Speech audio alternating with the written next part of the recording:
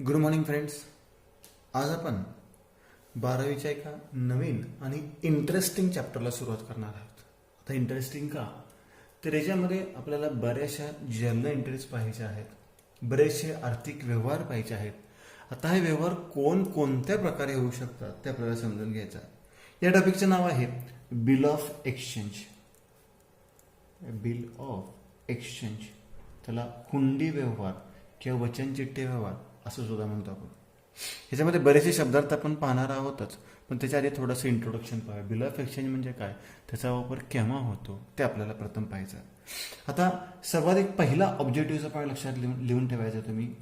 A bill of exchange is a negotiable instrument. Negotiable म्हणजे चलनक्षम, instrument म्हणजे दस्तऐवज, चलनक्षम दस्तऐवज. तसं भारतामध्ये आपण वस्तूंची देवाणघेवाण करण्याकरिता रोख रकमेचा वापर करतो, किंवा चेक धनादेशचा वापर करतो, किंवा डिमांड ड्राफ्ट डीडीचा वापर करतो. तसंच आपण बिल ऑफ एक्सचेंजचा सुद्धा वापर करू शकतो. त्याला आपण निगोशिएबल इन्स्ट्रुमेंट असं म्हणतो, चलनक्षम दस्तऐवज. आणि समजा आपण एखाद्या व्यक्तीकडून रक्कम घेतली, तर रक्कम आपण दुसऱ्याला हस्तांतर करू शकतो.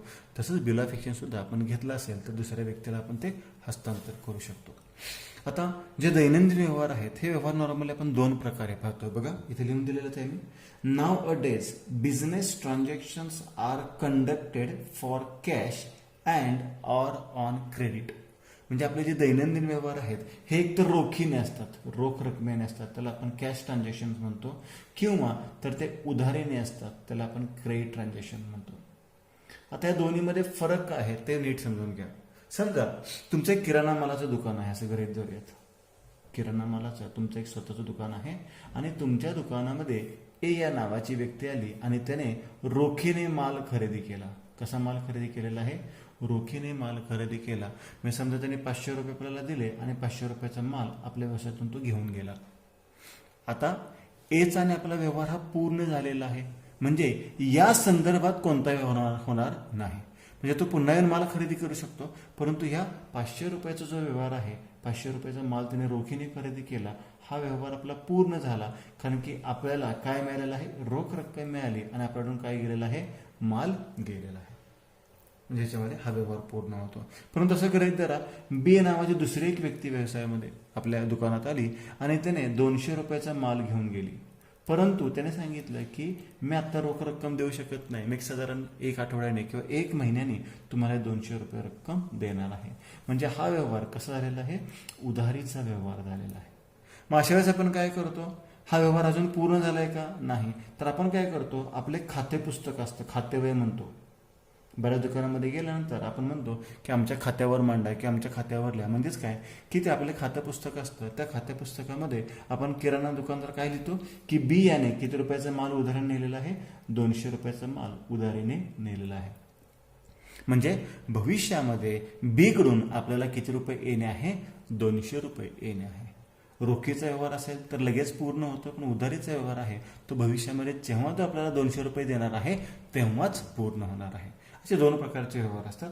आता जेव्हा उधारीने माल विक्री केला जातो तेव्हा एक नातं रिलेशन तयार होतं. हे रिलेशन टेम्पररी असतं. म्हणजेच काय की आपण उधारीने माल विक्री केला आणि उधारीने माल विक्री केल्यानंतर तो आपल्याला 1 आठवड्याने किंवा 1 महिन्याने आपल्याला रोख रक्कम देणार आहे. म्हणजे ते 1 आठवडा किंवा 1 महिन्यासाठी आपलं काहीतरी नातं तयार होतं. काय नातं तयार होतं, तर या व्यवहारामध्ये आपण कोण होतो, सावकार. कारण की आपल्याला पैसे काय आहेत, येणे आहेत, आणि देणारा कोण आहे, बी. तो आपला कोण झालेला आहे, कर्जदार.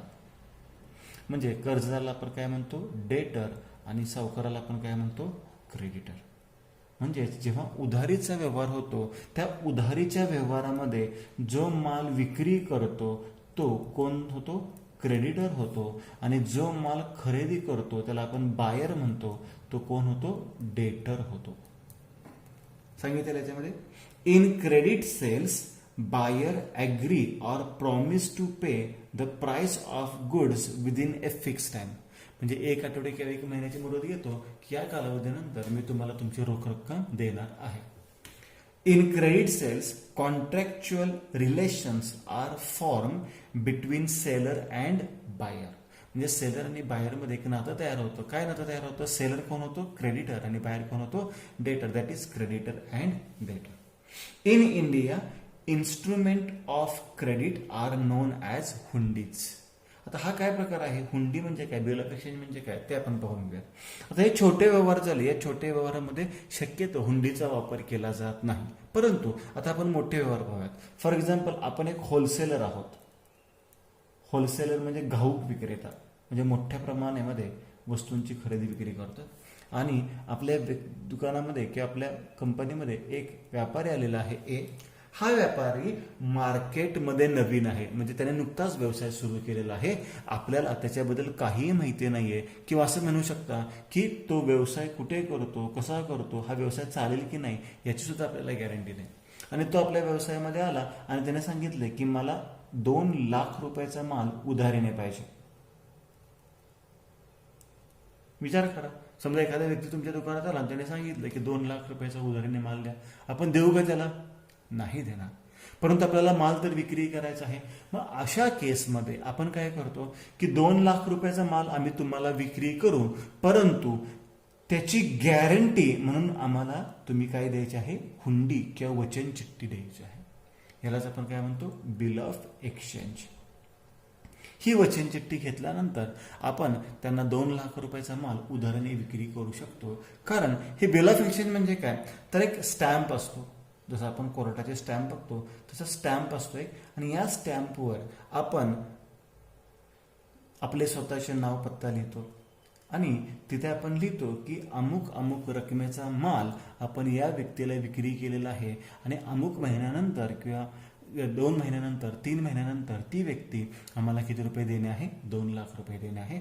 आणि आपण त्याच्यावर सही करतो. हा स्टॅम्प अजूनही पूर्ण झालेला नाहीये, कारण की याच्यावर दोघांची संमती असणं महत्वाचं आहे. आणि महत्वाची संमती एची पाहिजे, कारण की तो आपल्याला रक्कम देणार आहे. मग तयार केलेला स्टॅम्प आपण कोणाला देतो? एला देतो. ए काय करतो? त्याच्यावर ऍक्सेप्टेड म्हणजे माझी संमती आहे अशी संमती दर्शवतो. आणि मग त्याच्या खाली सही करतो. मग त्याने सही केल्यानंतर ती हुंडी काय झालेली, वचन चिठ्ठी काय झालेली आहे? पूर्ण झालेली आहे.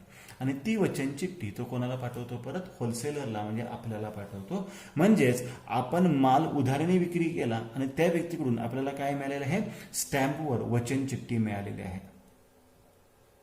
म्हणजे अशा पद्धतीने आपण उधारीचा व्यवहार करू शकतो.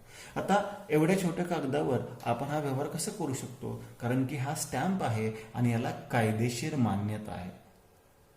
म्हणजेच काय की भविष्यामध्ये जर किंवा 2 महिन्यानंतर, 3 महिन्यानंतर जर ए या व्यक्तीने या हुंडीची रक्कम देण्यास नकार दिला तर आपण त्याच्या विरोधात कोर्टामध्ये दावा करू शकतो. आणि ती रक्कम आपण त्याच्याकडून मिळवू शकतो. म्हणून या बिल ऑफ एक्सचेंजला कायदेशीर मान्यता असं म्हणलं जातं. आता ह्याच्यामध्ये काय होतं पहा, बिल ऑफ एक्सचेंज त्याला आपण पूर्वी काय म्हणत होतो? हुंडी असं म्हणायचो. भारतामध्ये बिल ऑफ एक्सचेंजला काय म्हणतात? हुंडी, किंवा त्यालाच काय म्हणतो आपण? वचन चिठ्ठी. In India instrument of credit are known as hundis. म्हणजे उधारीच्या व्यवहारासाठी ज्या इन्स्ट्रुमेंटचा आपण वापर करतो त्याला आपण काय म्हणतो? हुंडी असं म्हणतो. Nowadays, such instrument of credit are called as bill of exchange or promissory note. Bill of exchange म्हणजे हुंडी आणि प्रॉमिसरी नोट म्हणजे वचन चिठ्ठी असं म्हणलं जातं. इन इंडिया बँक चेक्स, जसं आपण बँकेचा चेक देतो बरोबर, खरेदी केल्यानंतर बँकेचा चेक देतो. Promissory notes and bill of exchange are protected by the negotiable instrument act 1881. म्हणजे निगोशिएबल इन्स्ट्रुमेंट ऍक्ट प्रमाणे याला कायद्याचं संरक्षण मिळालेलं आहे.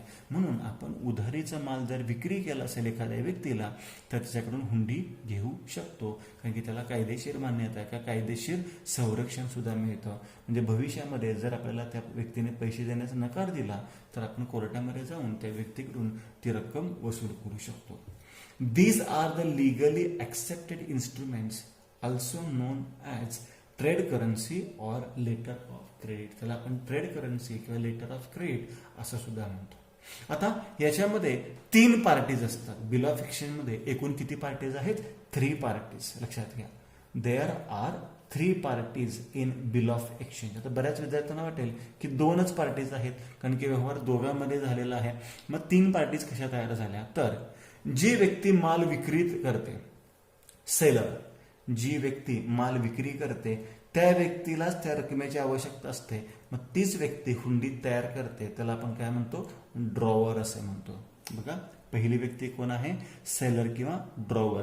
म्हणजे जी व्यक्ती माल विक्री करते त्याच व्यक्तीला त्याची पैशाची गरज आहे. म्हणजे आपण होलसेलर आहोत, आपण 2 लाख रुपयाचा माल उधाराने विक्री केला, बरोबर. गरज आपल्यालाच आहे ना. 1 महिन्यानंतर 2 महिन्यानंतर हे पैसे मिळावे याची गॅरंटी आपल्यालाच पाहिजे असते. आपण तो स्टॅम्प पेपरवर आपण ते स्टॅम्प पेपर हुंडी तयार करतो आणि ती संमतीसाठी फक्त एला पाठवतो. म्हणजे जो माल विक्री करतो किंवा जो हुंडी तयार करतो त्याला आपण काय म्हणतो? ड्रॉवर असं म्हणतो. हुंडी तयार केल्यानंतर संमतीसाठी कोणाला पाठवली जाते? दुसऱ्या व्यक्तीला, खरेदीदाराला पाठवले जाते. म्हणजे जो बायर आहे, परचेसर आहे, तो हुंडीला संमती देतो किंवा त्याच्यावर आपण हुंडी तयार करतो, त्याला आपण काय म्हणतो? ड्रॉवी असं म्हणतो.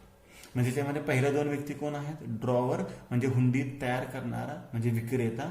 दुसरी व्यक्ती कोण आहे? ड्रॉवी म्हणजे हुंडीला संमती देणारा किंवा ज्याच्यावर हुंडी तयार केली जाते, म्हणजे कोण असतो? खरेदीदार. आता तिसरी व्यक्ती कोण असते? तर समजा आपण या व्यक्तीकडून हुंडी तयार लिहून घेतली की मला अमुक अमुक महिन्यानंतर एवढी रक्कम तुम्ही देणे आहे, आणि या हुंडीवर आपण स्वतःचे नाव न लिहिता आपण समजा एखाद्या व्यक्तीला रक्कम देणे असून त्या व्यक्तीचं नाव लिहिलं तर त्या व्यक्तीला हुंडीची रक्कम मिळते, त्याला आपण काय म्हणतो? पेयी असं म्हणतो. म्हणजे याच्यामध्ये एकूण किती पार्टीज आहेत? 3 पार्टीज आहेत. एक ड्रॉवर, एक ड्रॉवी आणि तिसरा कोण आहे? पेयी.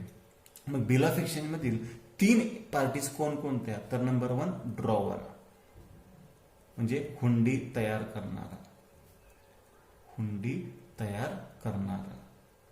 मग सिंपल डेफिनेशन तुम्ही लक्षात ठेवता येईल याच्याप्रमाणे: a person who draws a bill. A person who draws a bill. जी व्यक्ती हुंडी तयार करते त्याला ड्रॉवर असं म्हणतात. एवढीच डेफिनेशन, सिंपल डेफिनेशन आहे, लक्षात ठेवू शकता. Drawer, the maker of bill of exchange is called the drawer. Maker म्हणजे तयार करणारा. जो पर्सन हुंडी तयार, जी व्यक्ती हुंडी तयार करते, the maker of bill of exchange is called the drawer.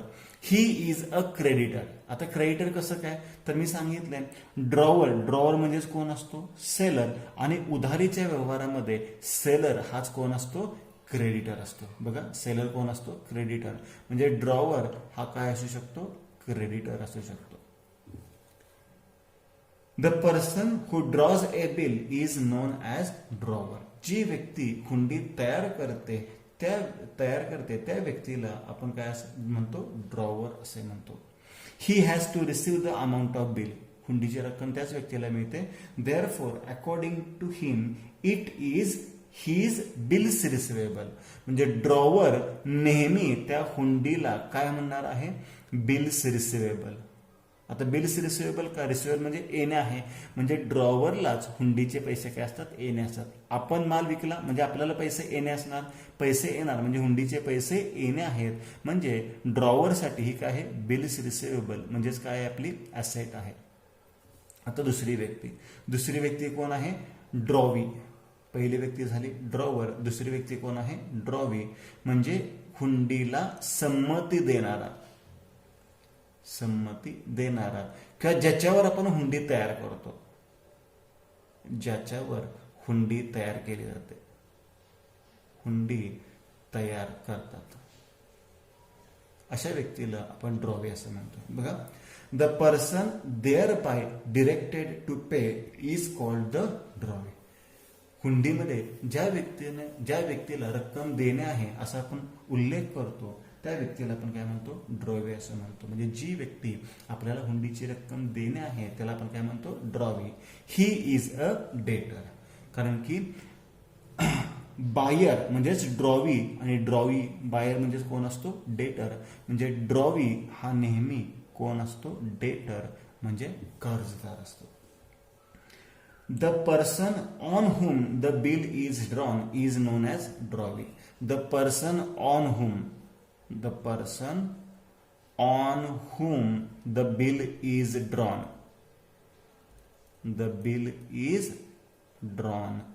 ज्या व्यक्तीवर हुंडी आपण तयार करतो त्या व्यक्तीला आपण काय म्हणतो, ड्रॉवी म्हणतो. किंवा अजून एक simple definition, the person who accept the bill is known as drawee. The person who accept the bill, who accept, ACCEPT, accept the bill, जी व्यक्ती हुंडीला संमती देते त्याला आपण काय म्हणतो, ड्रॉवी असं म्हणतो. As he accept the bill, त्याने हुंडीला संमती दिली. ही मे कॉल ॲज ऍक्सेप्टर, हा एक शब्द महत्वाचा, कारण की तो हुंडीला काय देतो, संमती. संमती देतो म्हणजे काय करतो, हुंडी ऍक्सेप्ट करतो, म्हणजे त्यालाच आपण काय म्हणतो, ऍक्सेप्टर असं म्हणतो. ACCEPTOR, ऍक्सेप्टर म्हणजे संमती देणारा. म्हणजे ड्रॉवी कोण असतो, ऍक्सेप्टर सुद्धा असतो. As the amount is payable by him it is his bills payable, आणि तो हुंडीची रक्कम काय असतो, देणे असतो. जो माल खरेदी करतो तोच वचन देतो की मी ठराविक महिन्याने तुम्हाला पैसे देणार आहे, म्हणजे त्याला पैसे काय असतात, देणे असतात, आणि तो पैसे देणे असतो म्हणजे त्याच्यासाठी ते काय म्हणतो आपण, बिल्स पेएबल. पेएबल म्हणजे देणे आहे, आणि याच्यासाठी ही काय झालेली आहे, लायबिलिटी झालेली आहे. म्हणजे ड्रॉवरसाठी ही ॲसेट आहे, ड्रॉवीसाठी ही काय आहे, लायबिलिटी आहे. आता तिसरी व्यक्ती, त्रयस्थ व्यक्ती कोण, पेयी. पेयी म्हणजे काय, की ज्याचे नाव हुंडीमध्ये लिहिलेले असते, ज्याचे नाव हुंडीमध्ये लिहिलेले असते, ज्याचे नाव हुंडीमध्ये लिहिलेले असते त्याला आपण पेयी असं म्हणतो. किंवा ज्याला हुंडीची रक्कम मिळते. आता तुम्ही म्हणाल की हुंडीची रक्कम ड्रॉवरलाच मिळते, परंतु ड्रॉवर ही हुंडी एंडॉर्स करू शकतो, दुसऱ्या व्यक्तीला देऊ शकतो, आणि दुसऱ्या व्यक्तीला जर हुंडी दिली तर त्याचे पैसे त्या व्यक्तीला मिळणार. मग त्याला आपण काय म्हणतो, पेयी. ज्याला हुंडीची रक्कम मिळते, रक्कम मिळते त्या व्यक्तीला आपण पेयी असं म्हणतो. The person name in the instrument, ज्या व्यक्तीचं नाव वचन चिठ्ठीमध्ये हुंडीमध्ये लिहिलेलं असतं.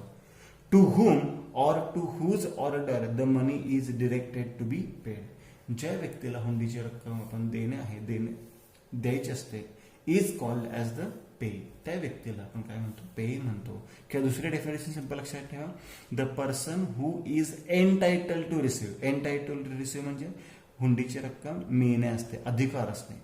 एनटायटल म्हणजे अधिकृत असणे, की ज्याला हुंडीची रक्कम मिळण्याचा अधिकार असतो. To receive the amount of bill is known as pay. 3 definition लक्षात ठेवा, simple. A person who draws a bill is known as a drawer. The person who accept the bill is known as drawee, and the person who is entitled to receive the amount of bill is known as pay. जो हुंडी तयार करतो त्याला drawer म्हणायची, जो हुंडीला संमती देतो त्याला ड्रॉवी असं म्हणायचं आहे, आणि ज्याला हुंडीची रक्कम मिळते त्याला आपण काय म्हणतो, पेयी असं म्हणतो. ह्या ज्या डेफिनेशन्स आहेत हे व्यवस्थित लक्षात ठेवा. आता याच्यामध्ये फक्त बेसिक कन्सेप्ट आपण क्लिअर केल्या की हुंडी कधी तयार करतो आपण. लक्षात घ्या, रोखीच्या व्यवहारामध्ये आपण हुंडी व्यवहार करत नाही. हुंडी व्यवहार आपण कशामध्ये करतो, उधारीच्या व्यवहारामध्ये करतो. आता आणखी त्यामध्ये एक पॉईंट तुम्हाला एक्सप्लेन करून सांगायचा आहे, तो सांगतो आणि मग आपण पुढच्या कन्सेप्ट पाहूयात. फॉर एक्झाम्पल असं गृहीत धरा की ए ही एक व्यक्ती आहे आणि बी ही एक व्यक्ती आहे. ए ने माल विक्री केला आणि बी कडून त्याला रोख रक्कम मिळाली. बघा मी काय म्हणतोय, बी कडून त्याला काय मिळाली, रोख रक्कम मिळाली. म्हणजे गुड्स गोज आउट, माल गेला, कॅश कम्स इन. आता ही कॅश ए सी ला देऊ शकतो जर सी कडून त्याने माल खरेदी केला असेल, बरोबर. म्हणजे ही कॅश तो सी ला देऊ शकतो. मग जसं कॅश हे निगोशिएबल इन्स्ट्रुमेंट आहे, चेक निगोशिएबल इन्स्ट्रुमेंट आहे, तसंच बिल्स रिसिवेबल हे सुद्धा निगोशिएबल इन्स्ट्रुमेंट आहे. थोडक्यात काय की समजा एला आपण माल, बीला आपण माल विक्री केला, गुड्स आपल्याकडून जाणार आहेत, त्याच्याकडून रोख रक्कम नेता आपण जर हुंडी घेतली, बिल्स रिसिवेबल घेतलं, तर ती हुंडी आपण कोणाला हस्तांतर करू शकतो, सी, म्हणजे ज्याला आपण पैसे देणे असतो त्याला सुद्धा आपण काय करू शकतो, हस्तांतर करू शकतो.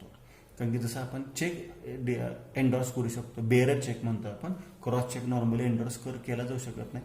बेअर चेक आपण दुसऱ्या व्यक्तीला देऊ शकतो, तसंच कॅश देऊ शकतो, तसं आपण काय देऊ शकतो, हुंडी सुद्धा एखाद्या व्यक्तीला हस्तांतर करू शकतो. हे जे पॉईंट्स आहेत हे तुम्हाला लक्षात ठेवायचे.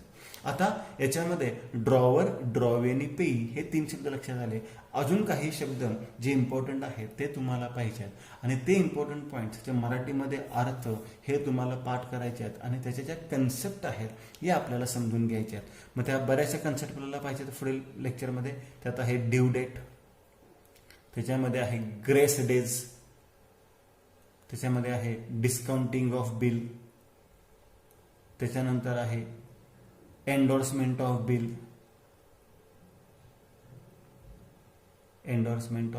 त्याच्यानंतर आहे bill send to bank for collection, म्हणजे बिल फॉर कलेक्शन म्हणतो मी ते, रिन्युअल ऑफ